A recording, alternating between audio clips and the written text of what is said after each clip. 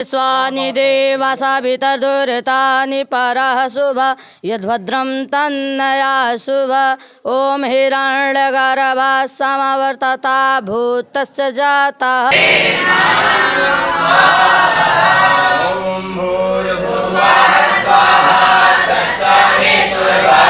जय श्री राम। इस समय हमारी मौजूदगी है अयोध्या धाम में गुरुकुल महाविद्यालय अयोध्या का जो है निःशुल्क गुरुकुल महाविद्यालय में मैं हूँ। हमारे साथ देखिए सारे बच्चे हैं, यहाँ के आचार्य जी लोग हैं।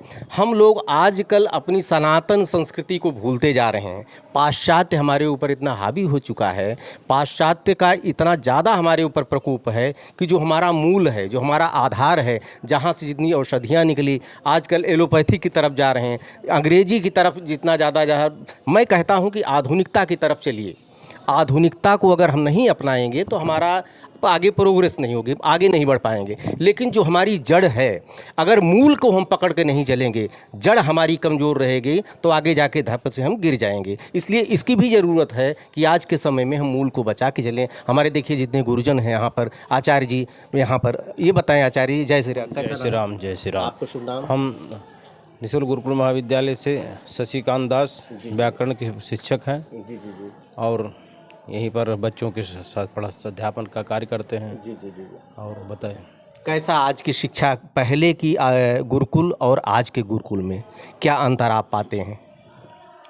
पहले गुरुकुलों में बच्चों को यहाँ पर निःशुल्क शिक्षा दी जाती थी और बच्चे जो है गुरुजनों के साथ रह करके वहाँ सांगोपांग वेद, धर्म, आध्यात्मिक और जो है कला, योग, प्राणायाम, अध्यात्म के अनेक अंगों की शिक्षाओं को ग्रहण करते थे बच्चे। अभी वर्तमान में भी सरकार के द्वारा प्रोत्साहित हो रहा है, अनेकों प्रकार की शिक्षाएं ग्रहण करते हैं। वेद और उपनिषद और दर्शन शिक्षाएं और यज्ञ पद्धति या कर्म कांड में भी बच्चे अध्ययन करते हैं।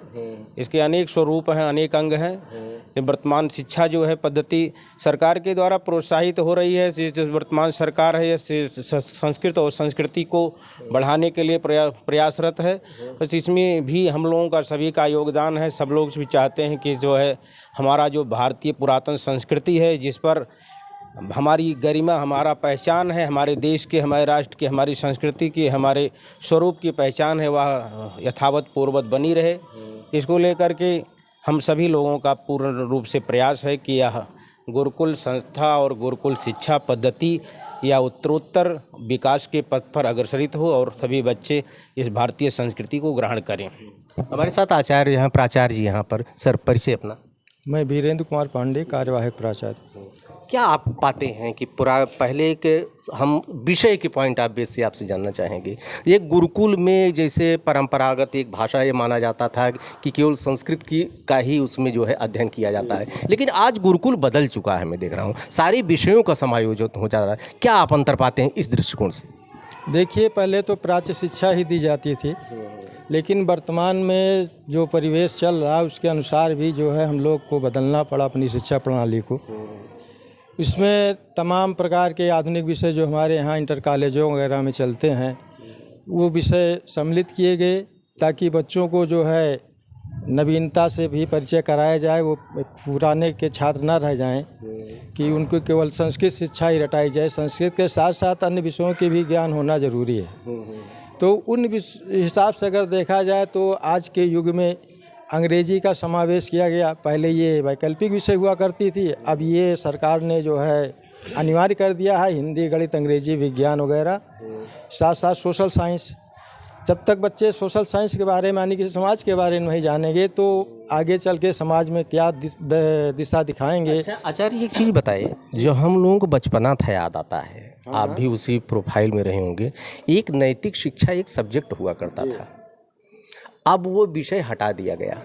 अब नई शिक्षा नीति आ रही है, देखिए उसमें शायद क्या व्यवस्था कर रहे हैं, तो बच्चे अपने टैलेंट के बल पे, काबिलियत के बल पे आईएएस हो जाते हैं। भाई सब्जेक्ट ऐसा है, इंजीनियरिंग है, मैथमेटिक्स है, लेकिन नैतिक शिक्षा का अभाव होने के कारण पहले अर्थोपार्जन, पहले पैसे पर उनका ध्यान रहता है। क्या आपका क्या कहना है इसमें? देखिए, नैतिक शिक्षा हटा देने से नुकसान ये हुआ कि बच्चों का जो नैतिकता का स्तर था वो काफ़ी निम्न स्तर पर पहुँच गया।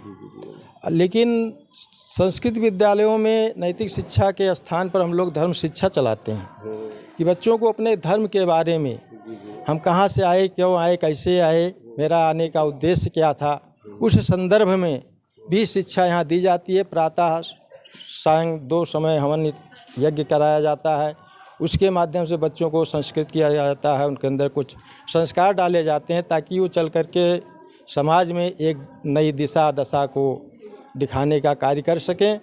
और हम लोग बराबर प्रयास यही करते रहते हैं कि हमारे जो बच्चे विद्यालय से निकल कर के जाएँ, ये समाज में अपना एक अलग स्थान बनाएं, और उसके लिए इनके लिए जो है सुसंस्कृत होना बहुत ही आवश्यक है। इसलिए ज़्यादा फोकस ये है हम लोग का कि बच्चे हमारे संस्कारी हों, और संस्कार के माध्यम से ही ये अपने आप को कहीं भी स्थापित कर सकते हैं। कहीं भी किसी भी क्षेत्र में जाएंगे तो आपका जो नैतिक बल होगा वो निश्चित तौर से ऊपर होगा, और आपके अंदर अगर नैतिक बल है तो आप समाज के अंदर अपने स्वयं के साथ साथ अपने परिवार के साथ अपने समाज को भी एक दिशा देने का कार्य करेंगे। ऐसे हम लोग की सोच है, भावना यही है, और उसी दिशा में हम लोग निरंतर प्रयासरत हैं, कार्यरत भी हैं। आजकल गुरुकुल बदल चुका है, गुरुकुल भी अपने आधुनिकता में आ गया है, सारे विषय यहाँ पर पढ़ाए जाते हैं। पहले कहा जाता था कि खाली संस्कृत का ही केवल ज्ञान दिया जाता है, बदलाव काफ़ी आ गया। हमारे त्रिपाठी जी हैं, सामाजिक कार्य भी आप किया करते मैं देख रहा हूँ। त्रिपाठी जी, एक चीज़ ये बताएं कि क्या ये पढ़ने के अलावा भी कुछ एक्स्ट्रा एक्टिविटीज़ जितनी हैं उसकी भी शिक्षा यहाँ पे दी जाती है आप? हाँ, शिक्षा दी जाती है, खेल कराया जाता है, सामाजिक कार्यों में इनकी गतिविधियाँ सुनिश्चित कराई जाती हैं, ऐसे सब कार्यक्रम चलाए जाते हैं। यहाँ के एक बच्चे ने टॉप किया है, आपको बता दें कि पूरे प्रदेश में 7वां स्थान लाया है संस्कृत में। लेकिन बहुत बड़ा दुर्भाग्य है कि सारे वही यूपी बोर्ड का तो आप नाम सुनेंगे, सीबीएसई बोर्ड का नाम सुनेंगे, लेकिन संस्कृत की चर्चा कोई नहीं करता है। बच्चा इधर से आ जाइए बेटा। देखिए ये अनमोल मिश्रा जी हैं, इनकी वेशभूषा आप देख लीजिए, पूरा परंपरावादी वेशभूषा है आपकी। यहाँ पर चूंकि बच्चों में अनुशासन होता है इसलिए संस्कृत की तरफ लोग लाके डरना चाहते हैं। मोबाइल देखिए किसी बच्चे के हाथ में नहीं हुआ, और वहाँ पर आजकल सारे बोर्ड में और सब चीज़ें बाद में, पहले मोबाइल पहले आप देखेंगे। हाँ बेटा, क्या लग रहा है संस्कृत का भविष्य? संस्कृत का भविष्य हमें यही लग रहा है कि अगर सरकार ने अपनी कोई गतिविधि न की तो आने वाले समय में संस्कृत का कोई महत्व नहीं रह जाएगा। जी, ये कुछ बच्चे हैं छोटे छोटे, देखिए यहाँ पर। क्या नाम है तुम्हारा? आनंद पाठक। आनंद पाठक। पाठक जी कहाँ के हैं? श्रावस्ती के। श्रावस्ती के। भोजन यहाँ पे मिलता है? हाँ। क्या क्या मिलता है?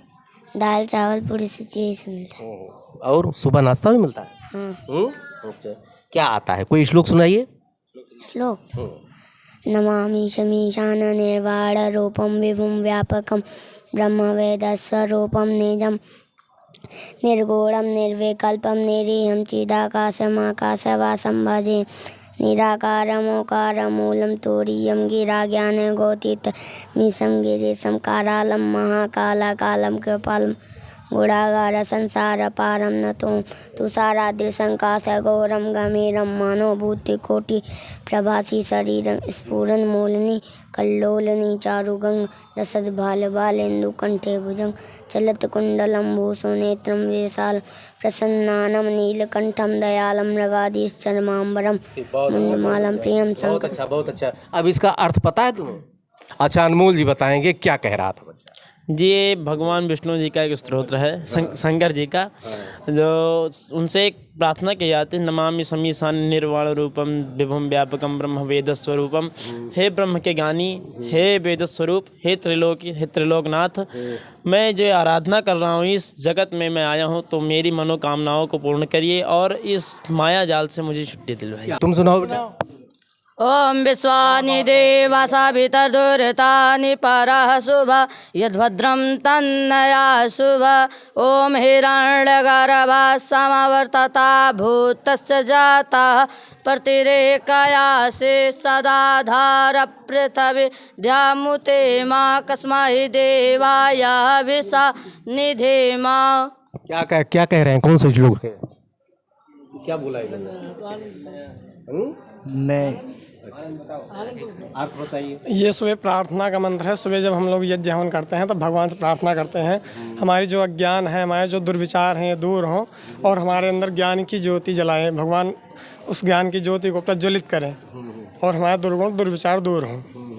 दुख थोड़ा बच्चों को वोकल होना, मौखिक होना भी जरूरी है आचार्य जी। मैं देख रहा हूँ बच्चों के अंदर सब पता है, हमको पता है कि संस्कृत में और कुछ पहले श्लोक इन लोगों को पूरा इनको रटाया जाता है, लेकिन थोड़ा मौखिक होना आज के समय में, वोकल होना। गिट पिट अशुद्ध बोल करके लोग हावी हो जाते हैं, और शुद्ध आपको पता है इसलिए आपके अंदर आत्मविश्वास की कमी होती है।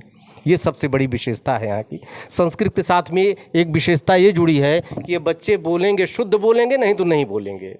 और अंग्रेजी के साथ में स्पष्टली भी लोग बोलते हैं, बाद में एलवाई लगा करके अपना सही कर लेते हैं उसको।